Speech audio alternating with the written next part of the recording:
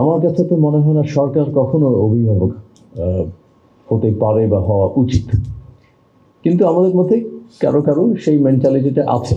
আমি হলো অভিভাবক, আমি বসে থাকবো, আমার কাছে আসবেন, ভালো লাগলে আমি সাহায্য করব, যদি ইচ্ছে না হয় তাহলে সাহায্য না করার অনেক রকম উসিলা বের করতে পারবো।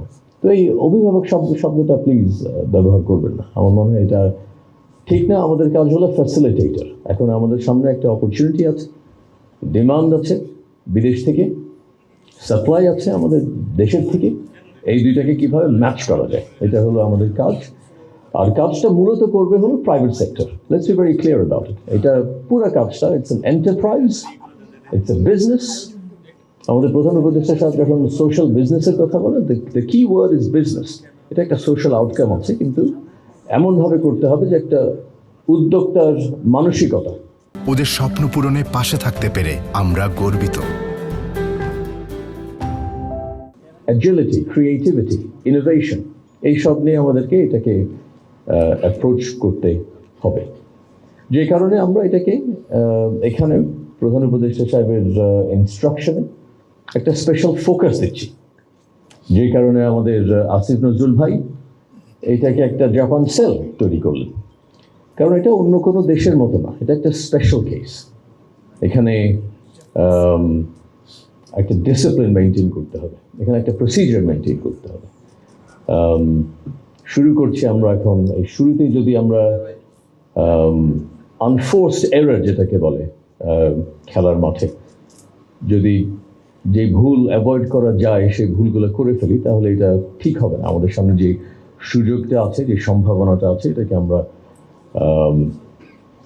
ঠিকভাবে অ্যাভেল করতে পারবো না। তো এটা করতে হবে, সেজন্য আমাদের পক্ষ থেকে, সরকারের পক্ষ থেকে কীভাবে সাহায্য করা যায় সেটা আমরা চেষ্টা করছি। আমার অফিসে, বিশেষ করে আমাদের প্রধান উপদেষ্টা সাহেবের কার্যালয়ে আমরা কোঅর্ডিনেশন করি। তো প্রথম মিটিংটা করলাম যে সরকারের ভেতরে কে কে আছে যারা এই বিষয়টা নিয়ে সাহায্য করতে পারে, স্কিলস, ইউথ, এইসব নিয়ে কাজ করে। তো দেখা গেল বোধহয় 17-18টা ডিপার্টমেন্ট, অফিস, সংস্থা আছে, সবাই আসলো।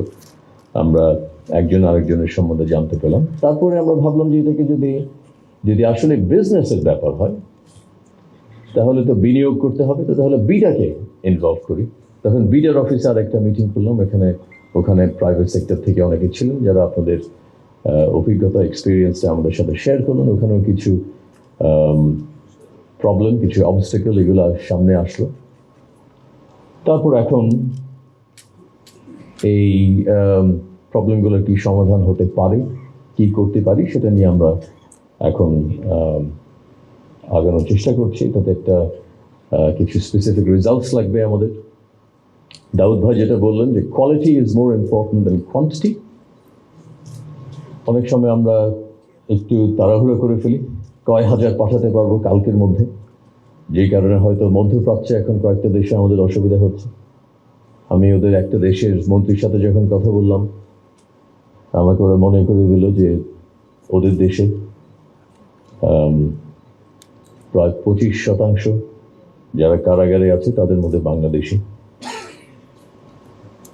মনে করে দিল আমাকে যে অন্যান্য দেশের তুলনায় তোমাদের এখান থেকে যে শ্রমিকরা আসে তারা সবচেয়ে বেশি টাকা খরচ করে সবচেয়ে কম বেতনের কাজ করতে আসে। সেই কারণে হয়তো বিকালবেলা সি বিচে গিয়ে ঘড়ি বিক্রি করে, যেটা ইলিগাল, তারপর হয়তো সোনা বিক্রি করে, তারপর হয়তো ড্রাগস বিক্রি করে, তখন এই ক্রিমিনালিটির মধ্যে পড়ে যায়। আর আমাকে বললো যে যখন তোমাদের সাথে আমরা এটা নিয়ে আলাপ করতে চাই, তখন তোমরা এটাকে একটা আইসোলেটেড ইনসিডেন্ট, আইসোলেটেড কেস হিসাবে দেখে আবার এসে বলা যে 50,000 শ্রমিক কবে নিচ্ছ তোমরা। ওই ডায়ালগের ভিতরে আমরা ঢুকে যাই। কিন্তু এখানে যে একটা সিস্টেমিক বিষয় আছে, অনিয়ম হচ্ছে অনেক, এটা নিয়ে আমরা কোনো পদক্ষেপ নিচ্ছি কি নিচ্ছি না, কোনো অ্যাকশন নিচ্ছি কি না, এমন কোনো প্রমাণ আছে, কোনো এভিডেন্স আছে যে আমরা কখনো শ্রমিকদের ব্যাপারে কোনো অনিয়মের জন্য কাউকে কখনো শাস্তি দিয়েছি? আমার কাছে কোনো উদাহরণ নাই। তো সেজন্য আমাদের একটা ইন্টেনশনের অভাব বা একটা রেপুটেশনের প্রবলেম থাকে। তখন দেখা যায় যে নেপালের সাথে আমাদের গ্যাপটা খুবই বেশি।